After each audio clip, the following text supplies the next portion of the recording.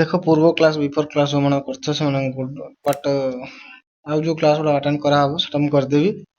ଏଟା ଦେଖ ଏଟା ହଉଛି ସେଇଭଳିଆ ଗୋଟେ କ୍ଲାସ୍ ଗୋଟେ ସେଇ କ୍ଲାସ୍ ବଟ୍ ଏଟା ହଉଛି ଇମ୍ପୋର୍ଟାଣ୍ଟ କ୍ଲାସ୍କୁ ନେଇକି କିଛି ଇମ୍ପୋର୍ଟାଣ୍ଟ କ୍ୱେଶ୍ଚନ୍ କିଛି ଅଛି ୟା ଭିତରେ ଯୋଉଟା ଏବେ ମୁଁ ଡିସ୍କସନ୍ କରିବି। ଓକେ, ଇମ୍ପୋର୍ଟାଣ୍ଟ କ୍ୱେଶ୍ଚନ୍ ଭିତରେ ତମମାନଙ୍କର କିଛି OMR ବାଲା ବାହାରି ପଡ଼ିବ, CBT ଏକ୍ଜାମ୍ ବାଲା କିଛି ବାହାରି ପାରିବ। ଓକେ, CBT ଏକ୍ଜାମ୍ରେ ତମମାନଙ୍କର ଇମ୍ପୋର୍ଟାଣ୍ଟ କ୍ୱେଶ୍ଚନ୍ ଗୁଡ଼ାକ ତମମାନଙ୍କର ପାଇଯିବ। ଠିକ୍ ଅଛି, ତ ଦେଖ ଷ୍ଟାର୍ଟିଂ କରିଦେବା। ଆମେ ଦେଖ ଇମ୍ପୋର୍ଟାଣ୍ଟ କ୍ୱେଶ୍ଚନ୍ ଗୁଡ଼ା ଡିସ୍କସନ୍ କରିବା। ଏଥିରେ ନର୍ମାଲ କ୍ୱେଶ୍ଚନ୍ ବି ଅଛି ବଟ୍ ଆମ ପାଇଁ ଯୋଉଟା କ'ଣ ଦରକାର ସେଇଟା ଆମେ ଡିସ୍କସନ୍ କରିବା। ଓକେ, ଆଉ ଅଦର କ୍ୱେଶ୍ଚନ୍ ଗୁଡ଼ାକ ଆମେ ଛାଡ଼ିଦେବା। ଠିକ୍ ଅଛି, ଓନ୍ଲି ନର୍ମାଲ କ୍ୱେଶ୍ଚନ୍ ଡିସ୍କସନ୍ କରିବା। ଓକେ, ଦେଖ ଫାର୍ଷ୍ଟ କ୍ୱେଶ୍ଚନ୍ ଅଛି ତମମାନଙ୍କର। ଦେଖ ଓଡ଼ିଆରେ ମୁଁ JK କ୍ଲାସ୍ କରୁଛି। ଓକେ, ଓଡ଼ିଆରେ ଏଇଟା ହଉଛି ଓଡ଼ିଆଟା, ଏଇଟା ବିଫୋର ଯୋଉଟା ଦେଖୁଥିଲା ଏଇଟା ଇଂଲିଶଟା, ଏବେ ହଉଛି ଓଡ଼ିଆରେ ଆମେ କରିବା କିଛି।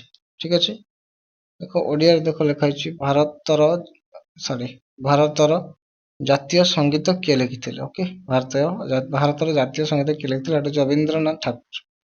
ଠିକ୍ ଅଛି, ତାପରେ ଲେଖା ହେଇଛି ଭାରତର ଜାତୀୟ ପତାକାରେ କେତୋଟି ଜାଣିଛ? ଠିକ୍ ଅଛି, ମୁଁ ଦେଖ ଇମ୍ପୋର୍ଟାଣ୍ଟ କ୍ୱେଶ୍ଚନ୍ ଗୁଡ଼ା ମୁଁ ଡିସ୍କସନ୍ କରିବି, ଅଦର କ୍ୱେଶ୍ଚନ୍ ମୁଁ ଡିସ୍କସନ୍ କରିବି ନାହିଁ। ଠିକ୍ ଅଛି, ତାପରେ ଦେଖ ନେକ୍ସଟ କ୍ୱେଶ୍ଚନ୍ ଅଛି ତମମାନଙ୍କର ଭାରତର ସବୁଠାରୁ ଦୀର୍ଘ ସଡ଼କ କୋଉଟା? NH44। ଓକେ, ଏଟା ଆଗରୁ କହିଦେଇଛି। ତାପରେ ଆସୁଛି ଭାରତର ସଂସଦର କେତୋଟି ସଦନ ଅଛି? 2ଟି ସଦନ ଅଛି। ଓକେ, 2ଟି ସଦନ ଭାରତ ସଂସଦର ଅଛି। ତାପରେ ହଉଛି ତମମାନଙ୍କର ISRO। ଦେଖ ପୂର୍ବ ଇଂଲିଶ କ୍ଲାସରେ ମୁଁ ତମମାନଙ୍କୁ କହିଥିଲି କି ସେଥିରେ ISRO ଉପରେ କିଛି କୁହାହେଇଛି। ଓକେ, ISRO ଉପରେ ମୁଁ ଏଇଟା କହିଥିଲି ତମମାନଙ୍କୁ, ଏଇଟା ତ ଆଉଥରେ କହିଦଉଛି। ISRO ଟା ହଉଛି କ'ଣ? ISRO ଟା ହଉଛି ଗୋଟେ ତମ ଯୋଉ ଚନ୍ଦ୍ରଯାନ 3 ଯାଇଥିଲା ଏଇଠୁ ହିଁ ଯାଇଥିଲା। ଓକେ, ରିସର୍ଚ୍ଚ ସେଣ୍ଟର ଏଟା ଗୋଟେ। ଠିକ୍ ଅଛି, ଏଟା ହଉଛି କ'ଣ ଥିଲା ମାନେ ରିସର୍ଚ୍ଚ ସେଣ୍ଟର ଥିଲା। ସେଇଟା କେବେ ସ୍ଥାପିତ ହେଇଥିଲା ସେ କହିଛି 1969ରେ ସ୍ଥାପିତ ହେଇଥିଲା, ତମମାନେ ଜାଣିଛ ଏଠି। ଠିକ୍ ଅଛି, ତାପରେ କ'ଣ ଭାରତର ସବୁଠାରୁ ଦୀର୍ଘ ରେଳପଥ କୋଉଟା ଥିଲା? ଦିବ୍ରୁଗଡ଼ କନ୍ୟାକୁମାରୀ। ଓକେ, ଦିବ୍ରୁଗଡ଼ କନ୍ୟାକୁମାରୀଟା ହଉଛି ସବୁଠାରୁ କ'ଣ ଦୀର୍ଘ ରେଳପଥ। ତାପରେ ତମମାନଙ୍କର ଏଇଠୁ ହେଲା ଇମ୍ପୋର୍ଟାଣ୍ଟ କ୍ୱେଶ୍ଚନ୍ ଲୋକ ଦେଖିଦବ, ଏଇଠୁ ଟିକେ ଲକ୍ଷ୍ୟ କରିବ। ଓଡ଼ିଶାର ସର୍ବୋଚ୍ଚ ପର୍ବତ ଦେବମାଳି। ଓକେ, ତାପରେ ଚିଲିକା ହ୍ରଦ କେଉଁ ରାଜ୍ୟର? ଓଡ଼ିଶା। ଓଡ଼ିଶାର ରାଜ୍ୟ ପଶୁ କ'ଣ? ସମ୍ବର। ଓକେ, ଓଡ଼ିଶାର ରାଜ୍ୟ କଥା କହିଛି, ଦେଶର କହିନି, ଓଡ଼ିଶାର କହିଛି। ଓକେ, ତାର ହଉଛି ଓଡ଼ିଶାର ରାଜ୍ୟ ପକ୍ଷୀ ନୀଳକଣ୍ଠ। ଓକେ, ଓଡ଼ିଶାର ରାଜ୍ୟ ଫୁଲ ଅଶୋକ। ଓଡ଼ିଶାର ରାଜ୍ୟ ଗଛ ଅଶ୍ୱତ୍ଥ। ଓକେ, ତାପରେ ଇମ୍ପୋର୍ଟାଣ୍ଟ କ୍ୱେଶ୍ଚନ୍ ପାଇଁ ଆଉ ଟିକେ ତଳକୁ ଯିବା। ଓଡ଼ିଶାର ପ୍ରଥମ ମୁଖ୍ୟମନ୍ତ୍ରୀ ହରକୃଷ୍ଣ ମହତାବ। ଓକେ, ତାପରେ ଆସୁଛି ତମମାନଙ୍କର ନେକ୍ସଟ କ୍ୱେଶ୍ଚନ୍। ଦେଖ ଏଇଠି ହଉଛି ନେକ୍ସଟ କ୍ୱେଶ୍ଚନ୍ ସାଧାରଣ ବିଜ୍ଞାନ ଉପରେ। ଓକେ, ସାଧାରଣ ବିଜ୍ଞାନ ଉପରେ କିଛିଟା ଆମେ କ୍ୱେଶ୍ଚନ୍ ଡିସ୍କସନ୍ କରିଦେବା, ଇମ୍ପୋର୍ଟାଣ୍ଟ କ୍ୱେଶ୍ଚନ୍। ନେକ୍ସଟ କ୍ଲାସରେ ତମମାନଙ୍କୁ କହିଦେବି କିଛି। 51 ନମ୍ବର କ୍ୱେଶ୍ଚନ୍, ପାଣିର ରାସାୟନିକ ସୂତ୍ର H2O।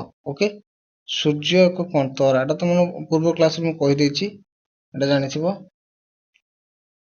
ଏଇଟା ଦେଖ ଶବ୍ଦର ବେଗ ବାୟୁରେ କେତେ ଥାଏ? ଏଟା ଥାଏ ପ୍ରାୟ 343 ms। ଓକେ, 343 ms ଟା ହଉଛି ଶବ୍ଦର ବେଗ ବାୟୁ ଭିତରେ ଥାଏ। ଓକେ, ଯେତେବେଳେ କଥା କୁହନ୍ତି ସେଇଟା।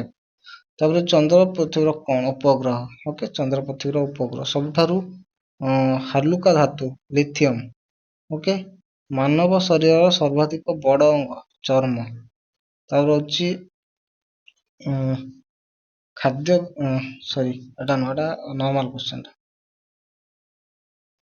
64 ଦେଖ ଗଛ ଖାଦ୍ୟ କେମିତି ବନାଏ? ଦେଖ ଫଟୋସିନ୍ଥେସିସ୍, ଏଟା ନର୍ମାଲ କ୍ୱେଶ୍ଚନ୍, ତମମାନେ ବି ଜାଣିଛ କେମିତି କ'ଣ ସେ ଖାଦ୍ୟ ତିଆରି କରିଥାଏ, ତା ଭିତରେ କେମିତି କ'ଣ ବନେଇକି ତାର ଅଙ୍ଗକୁ ଛାଡେ ସବୁ। ଠିକ୍ ଅଛି, ଏଇଠି ଗୋଟେ କ୍ୱେଶ୍ଚନ୍ ଦେଖ, ଇମ୍ପୋର୍ଟାଣ୍ଟ କ୍ୱେଶ୍ଚନ୍ ତମମାନଙ୍କର।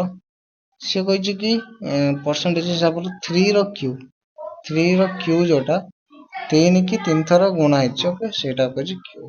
ବୁଝିଲ, ଦେଖ ଏଥିରେ ଆଜି ବିଶେଷ ତ କ୍ୱେଶ୍ଚନ୍ ନାହିଁ, ତମମାନେ ଯେତିକି ନର୍ମାଲ ଥିଲା ସେ କ୍ୱେଶ୍ଚନ୍ ଗୁଡ଼ା ଦେଖେଇଦେଲି।